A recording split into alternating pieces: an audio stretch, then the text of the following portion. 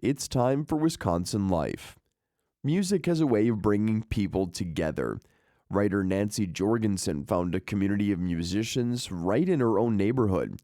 In her essay, Creating Music, Creating Community, she reflects on the gift of performing with them. When I retired from teaching high school choir, I lost my musical community. No more singers on risers, no auditorium full of parents, no colleagues to share conducting duties. I felt like I'd lost my identity. Who would I be if I weren't making music? Weeks passed. Then one summer afternoon, I ran into my neighbors Hal and Jean, both musicians. When I discovered they needed an accompanist, we forged a musical partnership.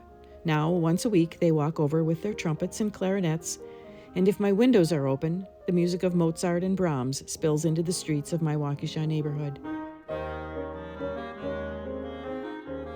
During one rehearsal, Hal said, "Are you up for a challenge?" and handed me an accompaniment. I opened the 8-page score, more black than white. Notes crowded every line, syncopations packed each measure. My first thought was, how will I ever play this? But week by week, we tackled a page at a time.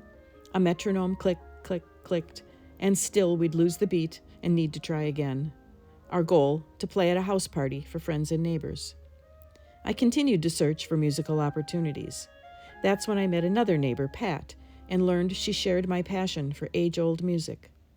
I invited her to join my Renaissance ensemble, and her talent invigorated our group.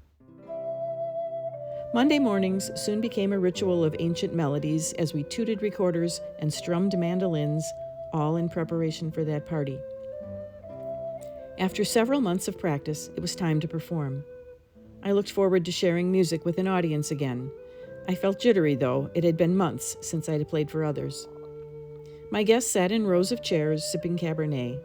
Many were neighbors, a county supervisor who lives across the street, a retired military veteran, a childhood friend. As my Renaissance music group prepared to play, someone asked, "What's that tall instrument?" I picked up my 3-foot bass recorder, spread my fingers wide, and puffed a few low notes. I demonstrated the reedy tones of my curved croomhorn, too, and then we played dance tunes, accompanied by a jangling tambourine. Jean floated through her set of Debussy. I played a piano arrangement. Hal and I opted out of our difficult piece. We hadn't mastered it yet, a reminder that even lifetime musicians face challenges.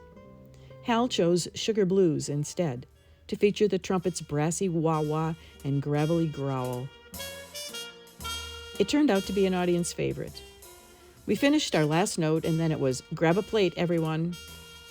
As the crowd finished dinner, I brought out trays of fluffy cream puffs, sugar-dusted, sweet, and rich, like this evening of song. By 9 o'clock, conversations wound down, and guests headed home, many strolling only a few blocks. I hadn't planned to swap a school auditorium for a makeshift stage in my living room, yet here I was making music for the people in my neighborhood. Although music brought us together, the gathering itself seemed like the true gift. And playing for others made me start to feel like a performer again. Hal and I may never conquer that piece with its gazillion notes, but I realize it's not a flawless performance that matters. It's the joy in making music together and then sharing it with others. I crave more of it. And so, before Hal and Jean headed home, we brought out our calendars and scheduled a rehearsal for next week.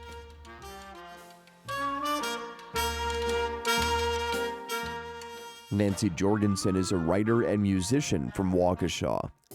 Wisconsin Life is a co-production of Wisconsin Public Radio and PBS Wisconsin in partnership with Wisconsin Humanities.